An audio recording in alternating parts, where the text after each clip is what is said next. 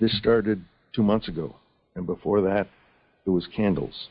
I couldn't go down the aisle that had candles in it in the store because he'd want me to buy 2 or 3. He didn't ever light them. He just wanted candles. Or one younger, where parents remembered this later, that at age 2, he would move a door back and forth and just look at the hinges like, how does this work? And way too much focus on that one kind of thing.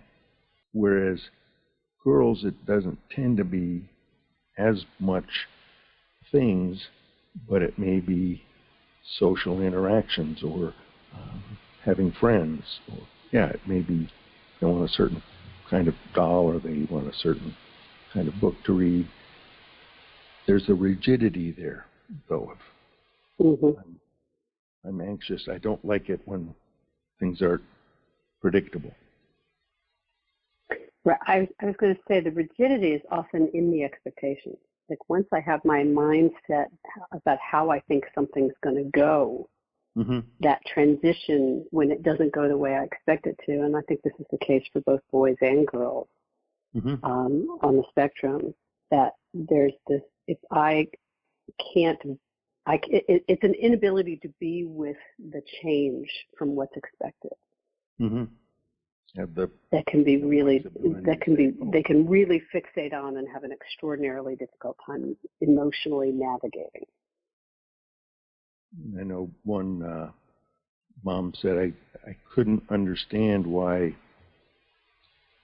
when he was in preschool and after the preschool session, let's go to lunch with some of the other kids and moms, and the kid would have a fit because lunch meant you're home at noon and you have a peanut butter and honey sandwich and milk. That's lunch. And nope, can't do anything different, which is very confusing to parents of what's wrong here. And that's the kind of rigidity. One of the other things that I think one of those subtle clues is sometimes not so subtle, a hypersensitivity or a low sensitivity to different stimuli, textures of clothes, noise, and like going to the mall or being in a classroom where kids are talking and there's a lot of stuff on the walls, so it's visual overwhelm, noise overwhelm, and that's where kids get more anxious, kids on the spectrum, and may melt down, which seems what's going on. This is just regular classroom stuff. Have any parents in your experience commented on a child who isn't sensitive to pain? It's kind of like pain is overrated. What's the deal?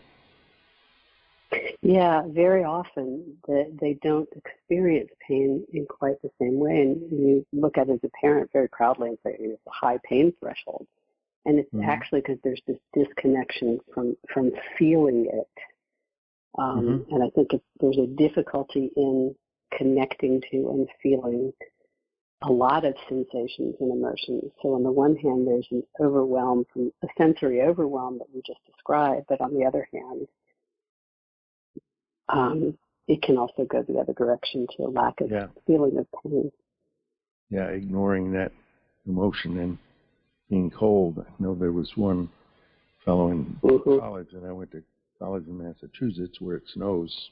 No snow on the ground pretty much from December through end of March. And he didn't wear shoes. He'd walk in barefoot from class to class. And we're thinking, how do you do that?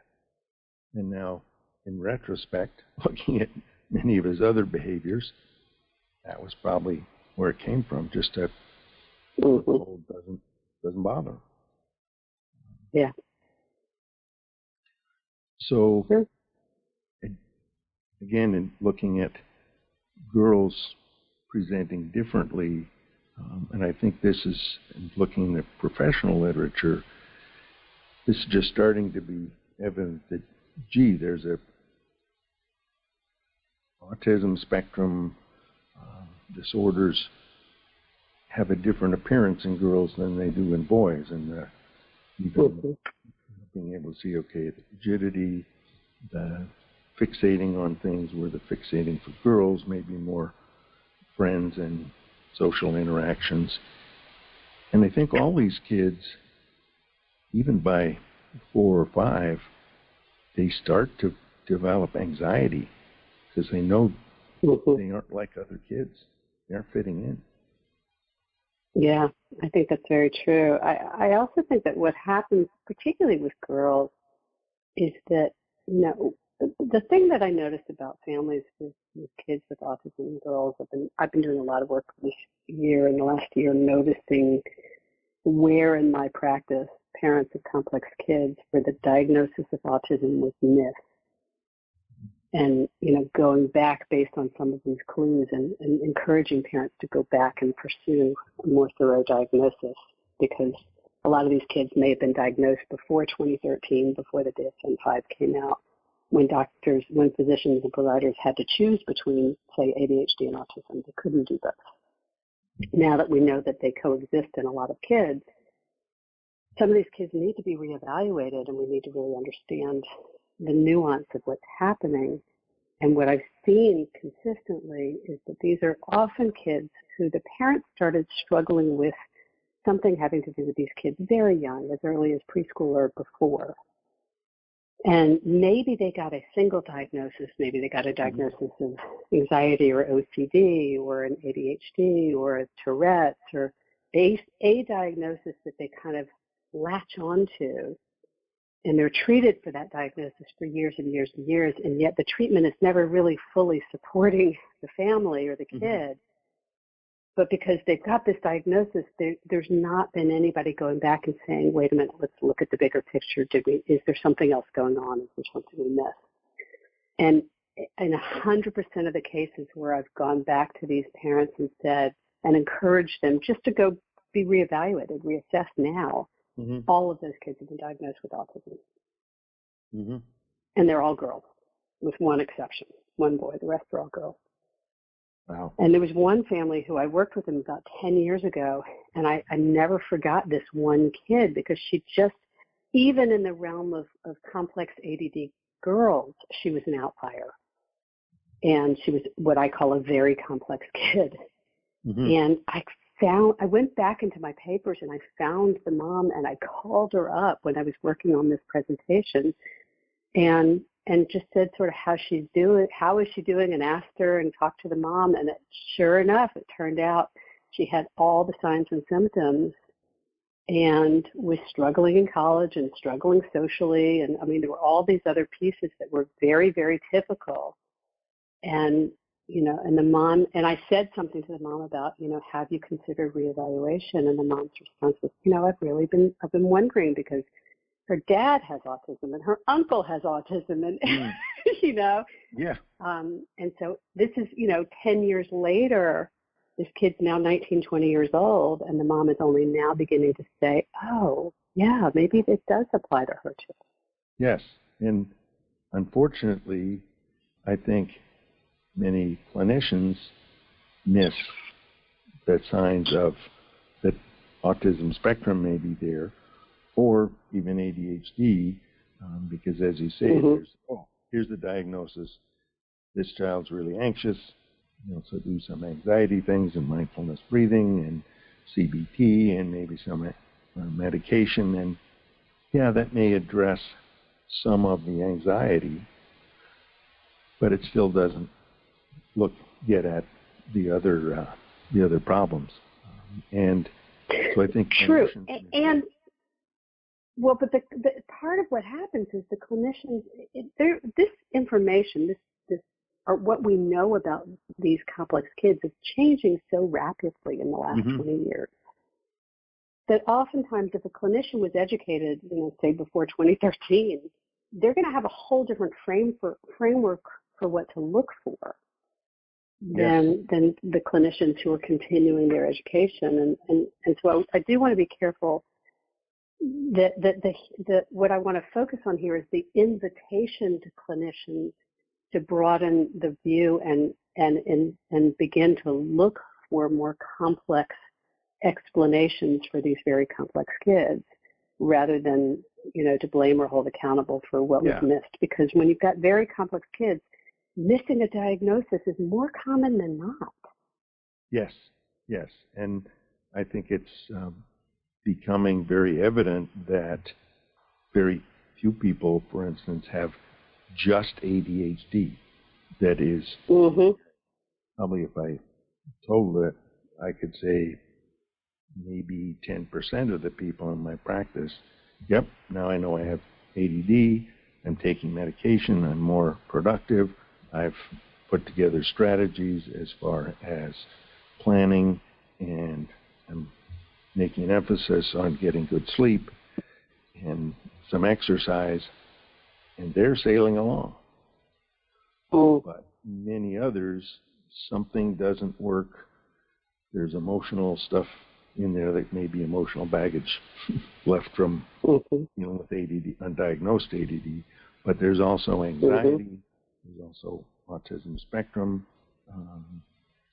and those things haven't been identified as needing separate attention. And I do think you're exactly right. If a clinician, their education, even up to certainly before the DSM-5 or even after, you go through your residency specialty training, and this is what you see and how things are defined. And the core of medical practice is continuing to learn, continuing to get new information and integrate that in your practice. And as you get more experience, you look at the information. Well, there's so much information coming along that it's hard to pick up on all of it. A pediatrician, for instance, in a general pediatrics practice, there are all kinds of things that are changing and moving forward, which is great, but staying up on all of them is difficult. And ADHD is present in 8% of the kids they see, maybe more in terms of the ones who come in the office, but there are 90% that have a whole bunch of other things they have to keep up with. Then you add the complexity of the overlay of autism spectrum, which in that whole concept of this is a spectrum, and some kids and some people it's going to be more subtle.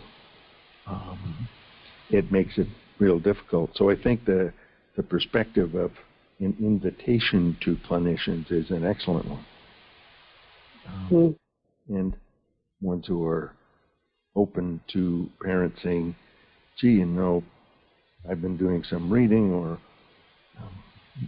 teacher noticed or a friend noticed that this and this, so I looked into it some more. There is one of the various assessment tools, I guess I'll call them. There are the various ADHD scales, and there are ones for anxiety, and there are ones for depression. And now there's a specific one for looking at autism spectrum along with other complex issues.